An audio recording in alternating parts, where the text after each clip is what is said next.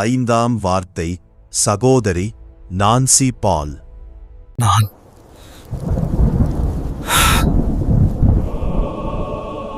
தாகமாயிருக்கிறேன்.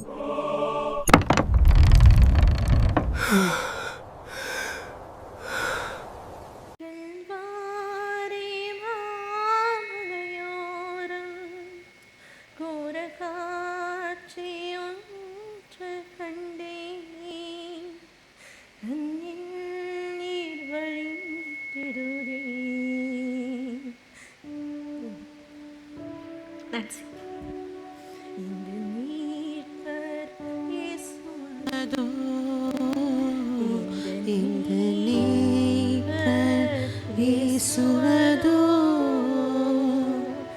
கல்வாரி மாமலையோரம் கொடுங்கோர காட்சி கண்டே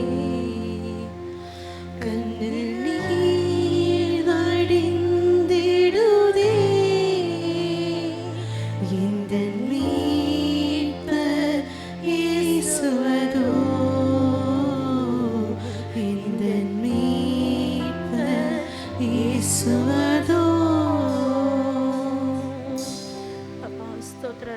அப்பா அந்த நாளுக்காக நன்றி ஆண்டவரே. அப்பா ஸ்தோத்திரம் அப்பா. அப்பா உம்முடைய வார்த்தை ஆண்டவரே ஆவியும் ஜீவனமா இருக்கிற கிருபைக்காக நன்றி ஆண்டவரே. ஆவியானவர் எங்களோடு கூட இடைப்பட்டு கொண்டு வருகிறீரப்பா. அடிமையை தாழ்த்தி வெறுமையாக்கி ஒப்பு கொடுக்கிறேனப்பா. நீர் மாத்திரம் மகிமைப்படுங்க. உம்முடைய வார்த்தைகள் வெளிப்படட்டும் அப்பா. உம்முடைய வார்த்தைகள் ஆண்டவரே ஜீவனாயும் ஆவியாகவும் கிரியை செய்யும்படியாக ஜெபிக்கிறோம் இயேசு மூலம் பிதாவே, ஆமென். நாம் கடந்த 4 வார்த்தைகளை நம்ம தியானித்தோம். முதலாவது வார்த்தை பிதாவே இவர்களுக்கு மன்னியும். ஸோ இந்த வார்த்தை ஏசப்பா யார் இடத்துல பேசினாருங்க? ஃபஸ்ட்டு வார்த்தை ஏசப்பா யார் இடத்துல பேசினது? பிதாவே பிதா இடத்துல பேசுகிறாரு. ரெண்டாவது வார்த்தை யார் இடத்துல பேசினார்? ரெண்டாவது வார்த்தை கல்லன் இடத்துல பேசினார். மூணாவது வார்த்தை அம்மா கிட்டையும் சீஷன் இடத்துலையும் பேசினார். நாலாவது வார்த்தை பிதாவிடத்துல பேசினார். தாகமாய் இருக்கிறேன் அப்படிங்கிற இந்த வார்த்தை யார் இடத்துல ஆண்டவர் பேசுகிறார்? தாகமாய் இருக்கிறேன் என்று சொல்லி யோவான் எழுதின சுவிசேஷம் 19வது அதிகாரம் 28வது வசனத்தில் ஐ தர்ஸ்ட் என்று சொல்லி ஆண்டவர் சொல்றாரு. ஸோ இந்த வார்த்தை யார் இடத்துல ஆண்டவர் பேசினாருன்னு இருக்குங்களா? நம்ம இடத்துல இல்லைங்களா? ஆண்டவருடைய ரட்சிப்பை பெற்றுக்கொள்ளக்கூடிய ஒவ்வொரு பிள்ளைகளும் யாரெல்லாம் சிலுவையினால் ரட்சிக்கப்படுறாங்களோ அத்தனை பிள்ளைகளுக்கும் உரிதாய் போகிறது இந்த வார்த்தைகள், நான் தாகமாக இருக்கிறேன் என்று சொல்லி. எந்த சூழ்நிலையில் ஆண்டவர் இந்த வார்த்தையை சொன்னார்? இப்போ ஆண்டவர் இப்போ ஒவ்வொரு வார்த்தைகளை நம்ம கடந்து வரும்பொழுது அந்த வார்த்தையை சொல்லப்பட்ட காரியங்களை நம்ம தெளிவாக பார்த்தோம். அப்போது தாகமாக இருக்கிறேன் என்று சொன்னேன். இந்த வார்த்தை சொல்லப்பட்ட சூழ்நிலை பார்த்தீங்கன்னா, ஒன்று ஆத்ம தாகம், இன்னொன்று கர்த்தருடைய வேத வசனங்கள் நிறைவேறும்படியாக தாகமாக இருக்கிறேன்னு சொல்லி, இன்னொன்று நம்மளுடைய சரீரத்தில் நம்ம எப்படி நம்ம பிள்ளைகள் மாம்சத்திலே ரத்தத்தில் இருக்கும் பொழுது ஆண்டவர் நமக்காக மாம்சத்திலே ரத்தத்திலே வந்தார் என்று சொல்லி வசனம் சொல்லிடுறது. ஸோ நமக்கு எப்படி வெயிலில் போனால் கஷ்டமாக இருக்குமோ, நமக்கு எப்படி அடித்தா வலிக்குமோ, ஸோ த சேம் அதே பெயின் தான் ஆண்டவர் அந்த சிலுவையில் கல்வாரி சிலுவையில் அத்தனை அடிகள் பட்டு, அத்தனை வாரடிகள் பட்டு, அத்தனை நிந்தையான பேச்சுகளை சுமந்து, அத்தனை காரியங்கள் ஒடிக்கப்பட்ட நிலையில் ஆண்டவர் சொல்கிற வார்த்தை தான் தாகமாக இருக்கிறேன் என்று சொல்லி. ஸோ யாருக்காக ஆண்டவர் இத்தனை பாடுகளை பட்டார்? ஆண்டவர் யார்? நம்ம ஆராதிக்கிற தேவன் யார்? எப்படிப்பட்டவர்? பிறக்கும்போதே சிலுவைக்காக அவரை நியமிக்கப்பட்டவர் இல்லையா? அதெல்லாம் நமக்கு தெரியும். பட் யார் அவர்? ஆண்டவர் யாருங்க? வெளிப்படுத்தல் விசேஷம் 1வது அதிகாரத்திலிருந்து பார்க்கும்போது கர்த்தருடைய மகிமையை நம்ம பார்த்து கொண்டே இருக்கிறோம். சிங்காசனத்தில் இருக்கக்கூடிய தேவன் என்று சொல்லி, 7 முத்திரைகளை உடைக்க அதிகாரம் உள்ள தேவன் என்று சொல்லி, உலகத்தை நியாயம் தீர்க்கிற தேவன் என்று சொல்லி, அவருடைய மகிமை வெளிப்படுத்தல் விசேஷம் 1வது அதிகாரம் ஆரம்பத்திலிருந்து முடிவு வரைக்கும் தேவனுடைய மகத்துவமான காரியங்களை, மகிமையான காரியங்களையும் நம்ம வேதத்தில் வாசிக்கிறோம். இப்பேற்பட்ட மகிமையான தேவன், மகத்துவமான தேவன், சிங்காசனத்தில் வீற்றிருக்கக்கூடிய சர்வ வல்லமையுடைய தேவன் இந்த நாளில் சிலுவையில் உங்களுக்காகவும் எனக்காகவும் கர்த்தர் தன்னை ஒப்பு கொடுத்து வந்தார். இது தேவனுடைய அன்பு. இல்லைங்களா? தேவனுடைய அன்பை உணர்ந்தவர்களா இந்த நாளில் வந்து நம்ம இருந்தோம்னா, இந்த தாகமா இருக்கிறேங்கிற வார்த்தை நம்மளுடைய ஒவ்வொருவருடைய உள்ளத்தை உடைக்கும். ஏன்னா தாகமா இருக்கிறேன் என்று சொல்லுகிறது வந்து வெறும் வார்த்தை இல்லை, இது வந்து ஒரு ஒரு ஏக்கத்தின் வெளிப்பாடாக தான் நம்ம பார்த்து கொண்டு இருக்கிறோம். ஆண்டவர் வந்து அன்னைக்கு நம்மளாம் பிறக்காதுக்கு முன்னமே ஆண்டவருடைய வார்த்தை சொல்லுது, உன் தாயின் கருவில் நீ உருவாவதற்கு முன்னமே உன்னை அழைத்தார் அறிந்திருக்கிறான்னு சொல்லி இருக்கிறது. அப்போ நம்ம பிறக்காதுக்கு முன்னமே ஆண்டவர் வந்து நம்முடைய வாழ்க்கை நம்மளை அறிந்து வந்து ஆண்டவர் நமக்காக அவரை ஒப்பு கொடுத்தார். இது வந்து நம்ம ஒரு குழந்தை பிறந்துச்சுன்னா வந்து குழந்தை பிறந்ததுக்கு அப்புறம் தான் அந்த குழந்தை மேலே நம்ம என்ன பண்ணுவோம், அன்பு வைப்போம். அந்த குழந்தைகளுக்காக திட்டங்களை நம்ம ஏற்படுத்துவோம். அந்த குழந்தைகளுக்கு தேவையான எல்லா சப்போர்ட்டையும் வந்து ஒரு தாய் தகப்பனா ஒரு குழந்தை உருவாகி ஒரு குழந்தை பிறந்ததுக்கு பின்னாக நம்ம செய்வோம். அப்படிதான் வந்து பெற்றோருடைய கடமை அப்ப இருந்து தான் ஆரம்பிக்குது. ஆனால் கர்த்தர் நம்ம தாயின் கருவில் உருவாவதற்கு முன்னமே நம்மளை அழைத்தும் அவர் நம்மளை அறிந்தும் இருக்கிற தேவனா இருக்கிறார். ஹல்லேலூயா, ஹல்லேலூயா. இந்த நாளில் தேவன் நம்மளுடைய ஆத்மாவுக்கு தாகமா இருந்தபடியினால் நம்ம எல்லாம் ஆண்டவருக்கு வேணும் என்று சொல்லி நம்ம பாவத்தில் அழிந்து போகக்கூடாது, நம்மளுடைய அக்கிரமத்தில் அழிந்து போகக்கூடாது, சாப கட்டுகளில் அழிந்து போகக்கூடாது என்று சொல்லி நம்மளுடைய ஆத்மாவின் மேல் தாகமாய் இருந்தபடியினால் ஆண்டவர் வந்து அவரை பழுதற்ற பலியாய் வந்து ஆண்டவர் வந்து சிலுவையில் ஒப்பு கொடுத்ததா நம்ம பார்க்குறோம். இனி ஏசாயா 53 அதிகாரம் 5வது வசனத்தை நம்ம படிக்கும்போது, நம்முடைய மீறுதல்கள் நிமித்தம் அவர் காயப்பட்டு நம்முடைய அக்கிரமங்கள் நிமித்தம் அவர் நொறுக்கப்பட்டார், நமக்கு சமாதானத்தை உண்டு பண்ணும் ஆக்கினி அவர் மேல் வந்தது. ஸோ இத்தனை நெருக்கம், இத்தனை பாடுகள், இத்தனை காயங்கள், இத்தனை வாரடிகள், இத்தனை காரியங்களை நம்ம பார்க்குறோம். ஒரு சாதாரண ஒரு ஸ்க்ரீன் பிளே வந்து போடும்போது அந்த படத்தை பார்க்கும்போது நம்மளால் என்ன பண்ண முடியல, பார்க்க முடியல. ஆனால் கர்த்தர் வந்து பெற்றுக்கொண்ட அந்த அகோரமான காட்சி வந்து இதை விட வந்து கொடியதாக இருக்கும் என்று சொல்லி நமக்கு தெரிஞ்சிருக்கணும். ஏன்னா ஒவ்வொரு வார்த்தைகளும் ஒவ்வொரு காரியங்களும் வந்து அவர் நம்ம சரீரத்தில் நமக்கு எப்படி நம்ம வலிகளை வேதனைகளை உணர்கிறோமோ அதே சரீரம், அதே மாம்சம், அதே ரத்தத்தில் தான் ஆண்டவர் வந்து கல்வாரி சிலுவையில் வந்து இருந்தார்.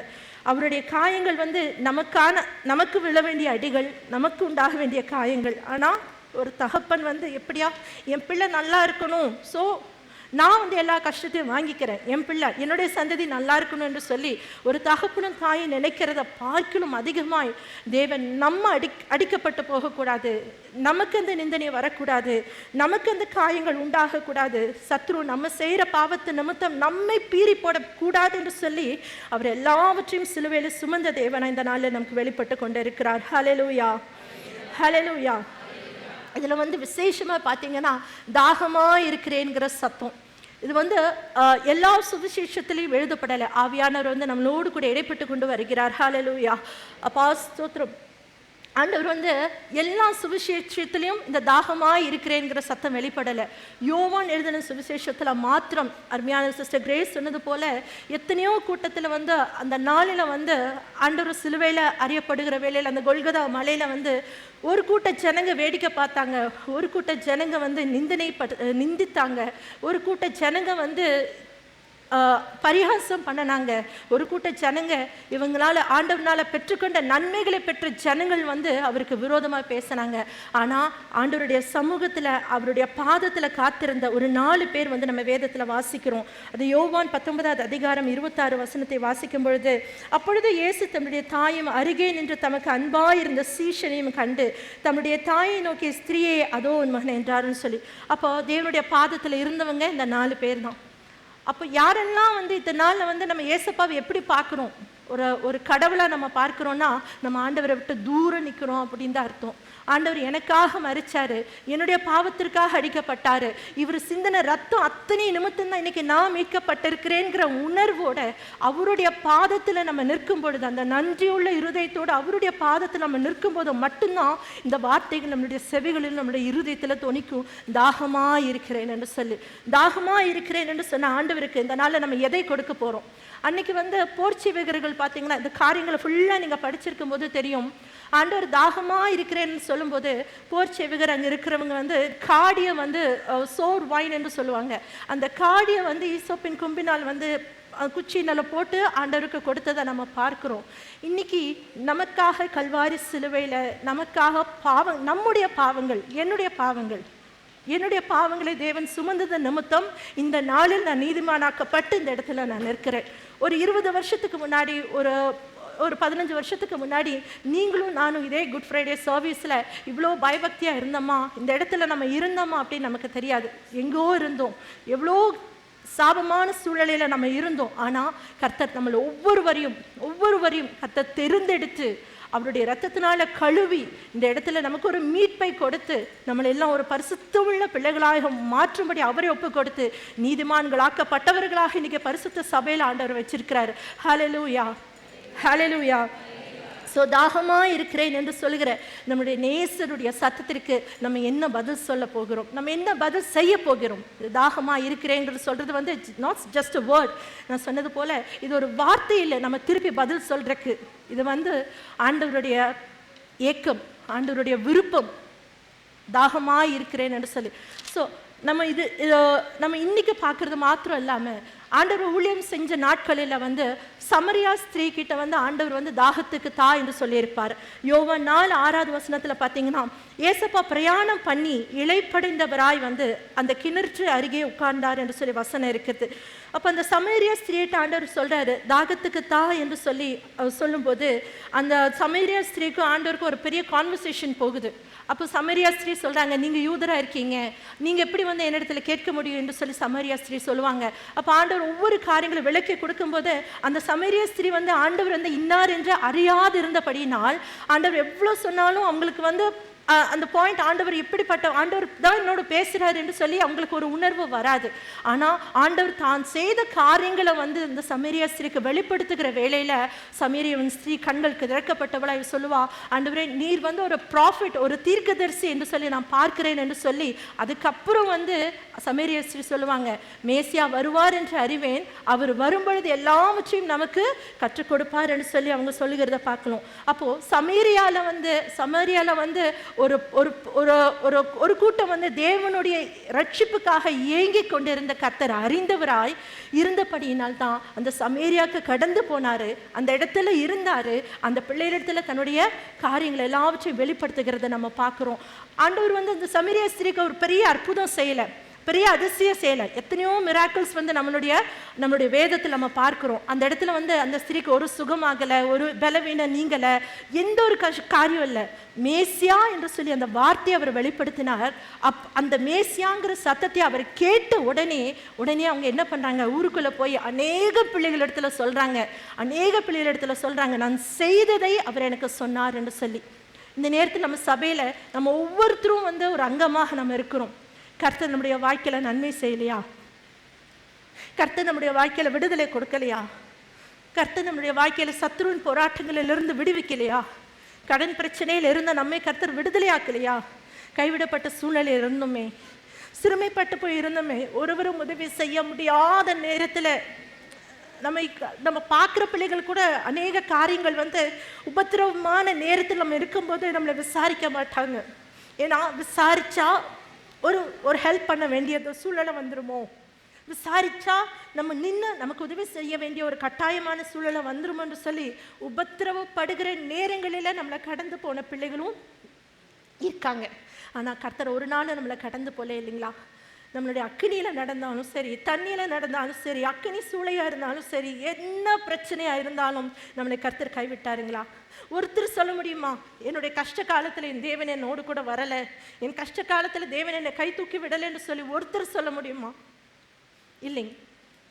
நம்மளுடைய ஒவ்வொருத்தர் பிள்ளைகளும், நம்ம ஒவ்வொருத்தர் இங்கே இருக்கக்கூடிய ஒவ்வொரு பிள்ளைகளும் இன்னைக்கு ஜீவனோடு கூடி கர்த்தரை ஆராதி கொண்டு இருக்கிறோன்னா அது கர்த்தர் கொடுத்த பெரிதான கிருபை. ஆண்டவர் வந்து சொல்கிறாரு, அந்த பிள்ளையிடத்துல சொல்லும் போது, தேவனுடைய ஈவையும் உன்னிடத்துல தாகத்துக்கு தா என்று கேட்கிறவர் இன்னார் என்பதையும் நீ அறிந்திருந்தாய் ஆனால் என்று சொல்லி அந்த ஒரு வார்த்தை இருக்கு. நம்மளுடைய தேவன் நம்மளுடைய வாழ்க்கையில கொடுத்த ஈவு என்னென்ன இந்த நாளில் சிந்திப்போங்களா? கர்த்தருடைய கிருபையினால் மீட்கப்பட்டோம். ரட்சிப்புங்கிறது வந்து நம்ம செய்த கிரியைகளினால் நமக்கு கிடைக்கல. நான் வந்து ஒரு நல்ல கிறிஸ்டியன், நான் வந்து ஒரு நல்ல மீட்கப்பட்ட பிள்ளை, நான் ஒரு ரீபார்ன் கிறிஸ்டியன் என்று சொன்னால் அது வந்து என்னுடைய கிரியைகள்னால எனக்கு கிடைக்கப்பட்ட சொத்து இல்லைங்க. அது கர்த்தருடைய அன்பு, கர்த்தர் என் மீது வைத்த அன்பின் நிமித்தம் அவர் என்னை ரட்சித்தார். இதுதான் வந்து நம்மளுடைய எபேசியர் 2:8 நம்ம வாசிக்கிறோம், நம்முடைய கிரியைகள்னால் அல்ல, இது தேவனுடைய ஈவு. ஸோ நம்ம ரட்சிக்கப்பட்டு இந்த சபையில் இந்த நாளில் கர்த்தருடைய பிள்ளைகளாக இருந்து தேவனுடைய பாதத்தில் வார்த்தைகளை கேட்டுக்கொண்டு இருக்கிறோம் இல்லையா? நம்ம ரட்சிக்கப்பட்டது இது மனுஷனால் வந்ததல்ல, இது நம்மளுடைய கிரியைகள்னாலும் உண்டானதல்ல, இது தேவனுடைய ஈவாக இருக்கிறது. அது மாத்திரம் இல்லை, ஏசப்பா சொன்னார், நான் கொடுக்கக்கூடிய தண்ணீரை குடிக்கிறவனுக்கு நித்திய காலமும் வந்து அது என்ன ஆகும், உள்ளத்தில் வந்து ஜீவ ஊற்றாய் ஊறிக்கொண்டு இருக்குன்னு சொன்னார். எத்தனை பேர் இந்த நாளில் அபிஷேகம் பண்ணப்பட்ட பிள்ளைகளாக நம்ம அமர்ந்திருக்கிறோம்? எத்தனை பேர் அந்நிய பாஷைகளை பேசுகிற பிள்ளைகளாக இந்த நாளில் அமர்ந்திருக்கிறோம்? எதற்காக தேவன் நமக்கு இந்த அபிஷேகத்தை கொடுத்தார்?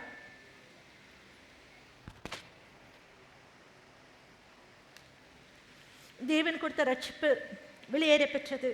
கர்த்தருடைய கரத்தில் அபிஷேகத்தை பெற்றுக்கொண்டோம், கிருபைகளை பெற்றுக்கொண்டோம், இனி எத்தனையோ நன்மைகளை பெற்றுக்கொண்ட நாம் இந்த நாளில் தாகமாக இருக்கிறேன் என்ற சத்தத்திற்கு எப்படி பதில் செய்ய போகிறோம்? சமரிய ஸ்திரீ கர்த்தரை வந்து சிலுவையில் நோக்கி பார்க்கலை. சமேரியா ஸ்திரீகிட்ட வந்து ஆண்டவர் சொல்லலை, உனக்காக நான் சிலுவையில் வாரடி வாங்க போகிறேன், உனக்காக நான் அடிக்கப்பட்ட பிள்ளையா நான் நிற்க போகிறேன்னு சொல்லலை. ஆண்டவர் சொன்னதெல்லாம் அவளுடைய காரியங்களை வந்து ஆண்டவர் வெளிப்படுத்த கொடுத்தது நிமித்தம் அந்த சமேரியா அந்த ஸ்திரீயனுடைய உள்ளத்தில் ஒரு ஏக்கம், தன்னுடைய எல்லா பிள்ளைகளுக்கும் போய் சொல்லி ஒரு கூட்ட ஜனங்களை ஆண்டவர்கிட்டத்தில் கூட்டிகிட்டு வரதை நம்ம பார்க்குறோம். யோவான் 4வது அதிகாரத்தில் நீங்கள் பார்க்குற வேளையில் ஒரு கூட்ட ஜனங்கள் வந்து ஆண்டவரை தேடி வர்றாங்க. வார்த்தை அழகாக சொல்லும், அவள் சொன்ன சாட்சியின் நிமித்தம், சமேரியா ஸ்திரீ சொன்ன சாட்சியின் நிமித்தம் அந்த ஜனங்கள் எல்லாம் ஆண்டவரை தேடி வருகிறதை நம்ம பார்க்கிறோம். நம்ம எத்தனை பேர் இன்னைக்கு சாட்சி சொல்கிறோம்? நம்ம எத்தனை பேர் தேவன் எனக்கு செய்த நன்மை என்று சொல்லி நீங்கள் ஒர்க் பண்ணுற உங்கள் கொலீக்ஸ் கிட்ட, நீங்கள் காலேஜ் போகிறீங்க, நீங்கள் ஸ்டடீஸ் உங்களுடைய ஸ்கூல் போகிறீங்க, எத்தனை பேர் வந்து உங்களுடைய சாட்சியை வந்து சொல்கிறீங்க? நான் இப்படி இருந்தேன், என்னுடைய ஃபேமிலி இவ்வளோ டவுன் டைமில் இருந்தது, என்னுடைய ஃபேமிலியில் இவ்வளோ செட்பேக் இருந்தது, ஆனால் ஆண்டவர் எங்களை கைவிடலை, நாங்கள் ஆராதிக்கிற தேவன் எங்களுக்கு உதவி செய்தார் என்று சொல்லி எத்தனை பேர் நம்மளுடைய சாட்சிகளை மற்றவர்களுக்கு பகிர்கிறதுல உற்சாகமாக இருக்கிறோம்? நம்மளை கொண்டு தான் ஆண்டவர் வந்து இந்த வெளியேற பெற்ற ரட்சிப்பை பாஸ் பண்ணும்படியாக ஆண்டவர் நம்மளை நியமிச்சிருக்கிறார். ரட்சிப்புங்கிறது நான் ரட்சிக்கப்பட்டுட்டேன், ஏன் குடும்பம் ரட்சிக்கப்பட்டேன், ஏன் பிள்ளைகளை ரட்சிப்புக்குள்ளே வழிநடத்திருக்கிறதே இல்லை. நம்ம பெற்றுக்கொண்ட ரட்சிப்பை அநேகருக்கு நம்ம கொடுக்கணும். நம்ம பெற்றுக்கொண்ட அந்த ஜீவ தண்ணீரை அநேகருக்கு நம்ம என்ன பண்ணணுங்க, கொடுக்கணும். சிறுமைப்பட்ட பிள்ளைகளை நம்ம பார்க்கறது இல்லையா? எத்தனை பிள்ளைகளை நம்ம சுற்றி இருக்காங்க, பிரச்சனைகள் மத்தியில், பாரத்தின் மத்தியில், கண்ணீரோடு மத்தியில் எத்தனை பிள்ளைகளை நம்ம பார்க்குற, பிரச்சனையோடு இருக்கக்கூடிய பிள்ளைகள் எத்தனை பேரை நம்ம பார்த்து கொண்டு இருக்கிறோம். ஆனால் நம்முடைய வாய்கள் எனக்கு சொல்லுதான், கர்த்தரை குறித்து சொல்லுதான், ஏசப்பா நம்பி வாங்க, ஏசப்பா உங்களுக்கு சுகம் கொடுப்பாரு, ஏசப்பா நம்பி வாங்க, உங்களுடைய பிரச்சனைகள் மாறும், தேவனை நம்பி வாங்க, உங்களுடைய வியாதியிலிருந்து உங்களுக்கு விடுதலை கிடைக்கும் என்று சொல்லி எத்தனை பேர் தேவனுடைய நாமத்திற்கு சாட்சி சொல்லி நம்ம சாட்சியா நம்ம நிற்கிறோம். இந்த நாளில் நம்ம சிந்தித்து பார்க்கணும். அருமையான தேவ ஜனமே, இந்த நாளில் கர்த்தர் சொல்கிற வார்த்தை தாகமா இருக்கிறேன் என்று சொல்லி ஆண்டவரை திருப்திப்படுத்தணும். அப்படின்னா நம்ம என்ன செய்யணும் சொல்லுங்க? ஆண்டவரை நம்ம திருப்திப்படுத்தணும். ஆண்டவர் எனக்கு ரொம்ப பிடிக்கும், ஆண்டவரை நான் அதிகமாக நேசிக்கிறேன், ஏன்னா என்னுடைய தாழ்வில் வந்து என் தேவன் என்னை நினைத்தார், என்னை ரட்சிப்பின் அலங்காரத்தை எனக்கு கொடுத்து இந்த நாளில் ஒரு சபைக்கு முன்பாக என்னை சாட்சியாக நிறுத்தி இருக்கிறார் என்று சொன்னால் இது தேவனால் எனக்கு கொடுக்கப்பட்ட ஈவு. இவ்வளவு நன்மைகள் செய்த தேவனுக்கு நான் என்ன பதில் செய்யணும்? வெறும் வார்த்தைகள்னால் அல்ல, நம்முடைய கிரிகள் எப்படிப்பட்டதாக இருக்கிறது. இந்த நாள் ஆண்டவர் பார்க்கும்போது அந்த ஒரு பிக்சர்ஸ் நீங்கள் பார்க்கும்போது தெரிஞ்சுது, அவருடைய முகங்கள் அடிக்கப்பட்டு அவருடைய கண்களும் அவருடைய முதுகுகளும் அடிக்கப்பட்ட சூழ்நிலையில் ஆண்டவர் இந்த நாள் நம்மளை நோக்கி பார்த்து சொல்கிறார், நான் தாகமாக இருக்கிறேன் என்று சொல்லி. அந்த சத்தம் நம்மளுடைய இருதயத்தை உடைக்கலையா?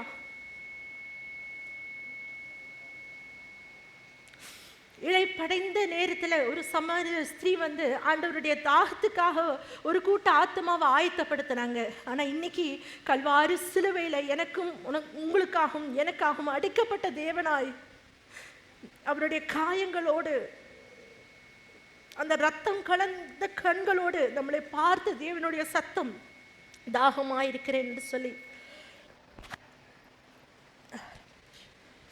ஸோ இந்த தேவனுக்கு நம்ம எப்படி பிரதிபலன் செய்கிறது? ஸோ நம்ம வாசிப்போம், ஏசாயா 53வது அதிகாரம் 10வது வசனத்தையும் 11வது வசனத்தையும் நாம் வாசிக்க கேட்போம்.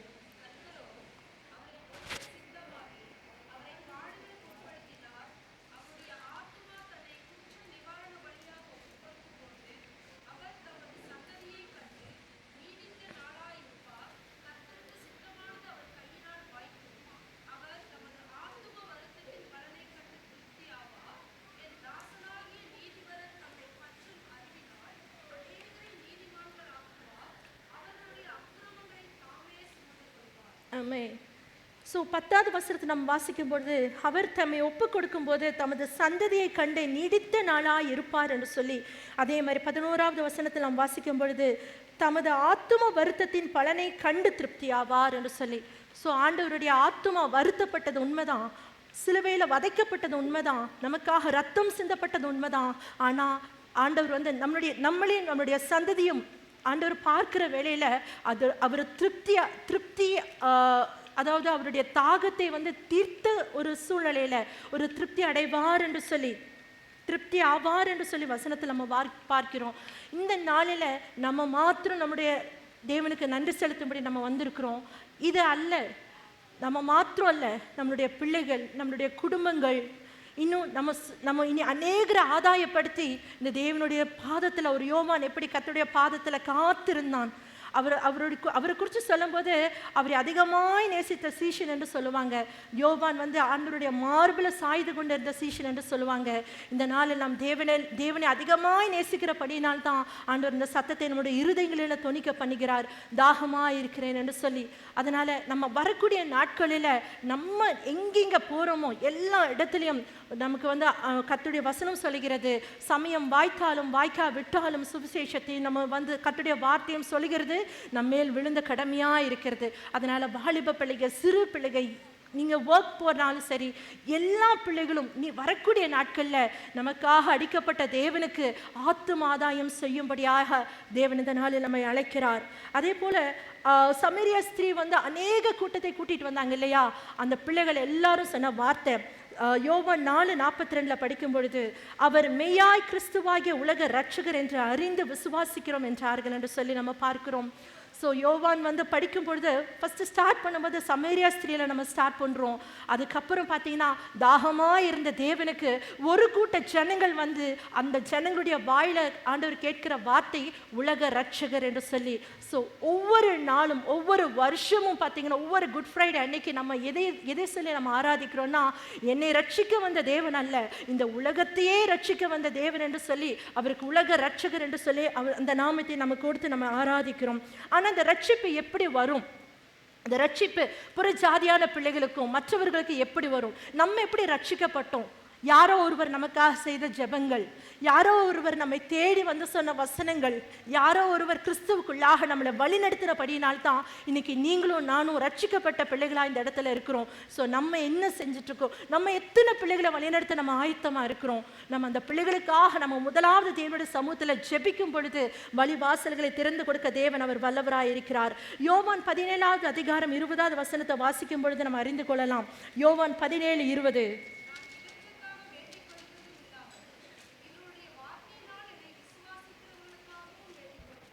நான் இவர்களுக்காக வேண்டிக் கொள்கிறதும் அல்லாமல் இவர்களுடைய வார்த்தையினால் என்னை விசுவாசிக்கிறவர்களுக்காகவும் வேண்டிக் கொள்கிறேன். இந்த வார்த்தை யார் சொன்னதுங்க? இந்த வார்த்தை ஏசப்பா சொன்ன வார்த்தை. கர்த்தர் வந்து நம்ம ஜெபம் பண்ணாலே வந்து ஆண்டவர் கேட்பாரு. அப்படிதான் வசனம் சொல்லுது, நீங்கள் ஜெபத்தில் விசுவாசம் உள்ளவர்களாய் எவைகளை கேட்பீர்களோ அவைகளை பெற்றுக்கொள்வோம் என்று விசுவாசியுங்கள், அப்பொழுது அவைகள் உங்களுக்கு உண்டாகும் என்று சொன்னாரு. ஆனா கர்த்தர் வந்து பிதாவினிடத்தில் ஏசப்பா வந்து ஜெபம் பண்றாராமா. ஏன்னா நமக்காகவும் நம்ம இன்னொருத்தங்களுக்கு போய் சொல்றோம் இல்லையா, ஆண்டவர் வந்து விசுவாசிங்க, கர்த்தரை நம்புங்க, நீங்க வாங்க, உங்களுக்கு கர்த்தர் சுகம் கொடுப்பார் என்று சொல்றோம் இல்லையா, அந்த பிள்ளைகளுக்காகவும் ஏசப்பா ஜெபம் பண்ணுகிறேன் என்று சொல்லி வாக்கு கொடுக்கிறார். நான் இவர்களுக்காக வேண்டிக் கொள்கிறதும் அல்லாமல் இவர்களுடைய வார்த்தையினால், நம்மளுடைய வார்த்தையினால் ஏசப்பாவை விசுவாசிக்கிறவர்களுக்காகவும் வேண்டிக் கொள்கிறேன் என்று சொல்ல. அவருடைய ஜெபம் ஒரு நாளும் அது விரயமாய் வராது. தேவனுடைய ஜெபம், ஏசப்பா வந்து பிதாவின் இடத்துல ஜெபிக்கிறவராய் நமக்காக மாத்திரம் அல்ல, அநேக ஆத்துமாக்களை ஆதாயம் பண்ணக்கூடிய நமக்காக மாத்திரம் அல்ல, நம்ம ஆதாயப்படுத்தக்கூடிய ஆத்துமாக்களுக்காகவும் ஏசப்பா ஜெபிப்பேன் என்று சொல்லி வாக்கு கொடுத்திருக்கிறார். இந்த வார்த்தை என்னைக்கும் மாறாது. அதனால வரக்கூடிய நாட்கள்ல நம்ம என்ன பண்ணணும்? நம்மளுடைய ஆத்தும நேசருக்கு தாகமாய் இருக்கிறேன் என்று சொல்லி அந்த வார்த்தைக்கு நம்ம அநேக ஆத்துமாக்களை வந்து தேவனுடைய பாதத்தில் கொண்டு வந்து நம்ம சமர்ப்பிச்சா தான் அந்த தாகமாய் இருக்கிறேன் என்று சொன்ன அந்த வார்த்தைக்கு நம்ம பதில் செய்கிறதுக்கு அது ஏதுவாக இருக்கும். இது போல நம்ம சந்ததி வந்து கண்டு அவரை திருப்தி ஆவார்னு சொல்லி நம்ம பார்த்தோம் இல்லைங்களா?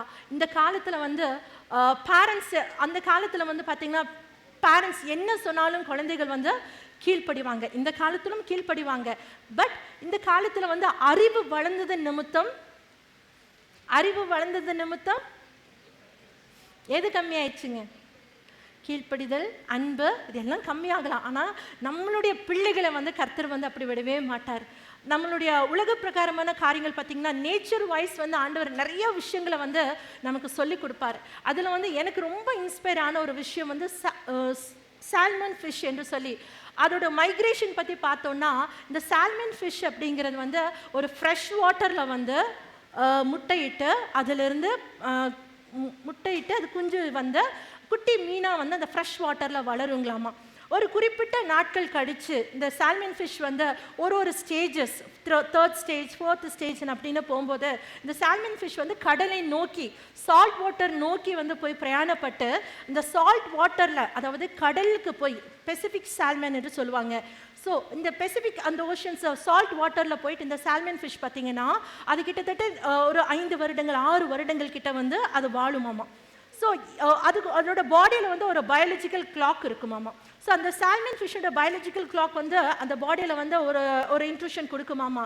இப்போ வந்து நீ வந்து மறுபடியும் நீ வந்த இடத்துக்கே போ என்று சொல்லி அதோட ரீப்ரொடக்ஷனுக்காக வந்து அதை என்ன பண்ணும், அது எங்கே இருந்து ஆரம்பிச்சதோ, எந்த வந்து ஃப்ரெஷ் வாட்டர் ஸ்ட்ரீமில் ஆரம்பிச்சதோ, எந்த நதியில் அது ஆரம்பிச்சதோ, தன்னுடைய பயணத்தை எந்த நதியில் ஆரம்பிச்சதோ, மறுபடியும் இந்த சால்மன் ஃபிஷ் வந்து அந்த கடல் அலைகளை தாண்டி அது வந்த பாதையிலே கரெக்டாக வந்து அது எந்த இடத்துல ஆரம்பிச்சு அதோடைய வாழ்க்கையை ஆரம்பிச்சதோ அதே பாதையில் வந்து அது மறுபடியும் வந்து போகுமாமா.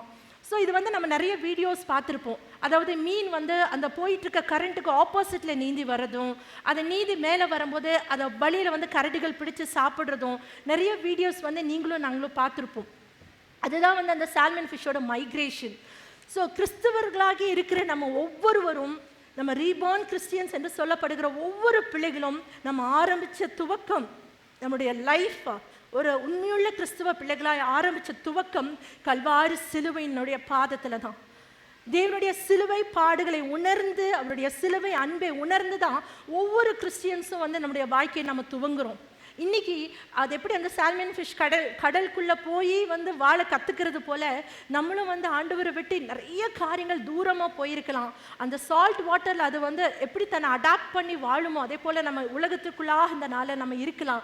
ஆனால் நம்மளுடைய சந்ததி நம்ம காணணும் அப்படி என்று சொன்னால் நம்ம ஆரம்பித்த அதே கல்வாரி சிலுவையினுடைய பாதத்திற்கு வந்தால் ஒழிய நம்மளுடைய சந்ததியை நம்ம கிறிஸ்துவுக்குள்ளாக காண முடியாது. இது வந்து சால்மன் ஃபிஷ்ஷோட மைக்ரேஷன் என்று சொல்லி பார்க்குறோம். இது ஒவ்வொரு கிறிஸ்துவ வாழ்க்கையினுடைய ஆதாரமும் இதுதான். ஆண்டவருடைய சமூகத்தில் வந்து பார்த்தீங்கன்னா நானும் ஆத்துமா தான், என் பிள்ளையும் ஆத்துமா தான். ஆண்டவருடைய சமூகத்தில் வந்து எல்லாரும் வந்து அவருக்கு வந்து வெளியேற பெற்ற ஆத்துமா. ஆனால் என்னுடைய வாயினாலேயோ என்னுடைய மாம்சத்தினாலேயோ என்னுடைய ஞானத்தினாலேயோ மாத்திரம் வந்து நான் என்னுடைய சந்ததியை வந்து கிறிஸ்துவுக்குள்ள என்னால் கொண்டு வர முடியாத நாட்களாக இருக்கிறது. அப்போ நீங்களும் நானும் எங்கே ஆரம்பித்தோமோ அந்த கல்வாரி சிலுவையின் அன்புக்குள்ளாக தானே நம்ம ஆரம்பித்தோம். நம்முடைய லைஃப் நம்ம அங்கே தானே ஆரம்பித்தோம். So we have to come back to the same point way we have started.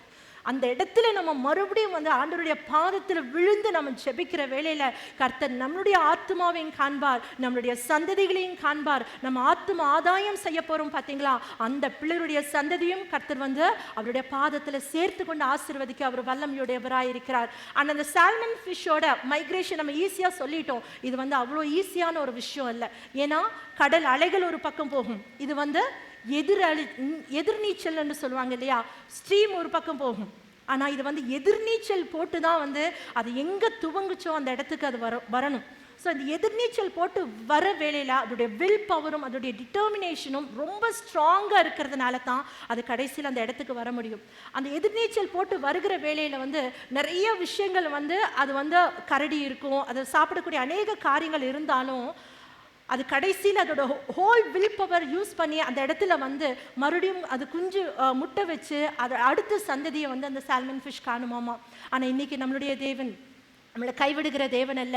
எப்போ வந்து நம்ம தேவனுடைய பாதத்திற்கு நம்ம வரணும் என்று சொல்லி வாஞ்சையோடு ஒரு ஸ்டெப் எடுத்து வைக்கிறோமோ அப்பொழுது ஆண்டவர் நம்மளையும் நம்மளுடைய பிரயாணங்களையும் நம்ம என்னென்ன காரியங்கள் தேவனுக்கு உகந்ததா நான் செய்யணும், நான் எந்த இடத்துல தவறுனேன்னு அதே ஆவிக்குரிய அன்புக்குள்ளாக நான் கடந்து போகணும் என்று சொல்லி எதெல்லாம் நம்ம தீர்மானம் பண்ணி ஆண்டவருக்குள்ள பிரயாசப்பட்டு நம்ம நடக்க ஆரம்பிக்கிறோமோ ஆண்டவர் நம்மளை வழிநடத்த வல்லவராய் இருக்கிறார்.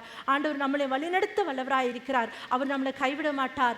எந்த சூழலிலும் சத்துரு நம்மளை தொடாதபடி அவர் நம்மளை வேலையடைப்பார். கர்த்தருடைய ரத்தம் நம்மளுடைய மேலும் நம்மளுடைய வாசஸ்தலத்தின் மேலும் இருக்கிறதுனால தான் நம்ம எந்த ஒரு சாவு காரியங்களும் நம்மளை தொடாதபடி நம்ம விடுதலையாக்கப்பட்ட பிள்ளைகளாக இந்த நாளில் ஆராதித்து கொண்டு வருகிறோம்.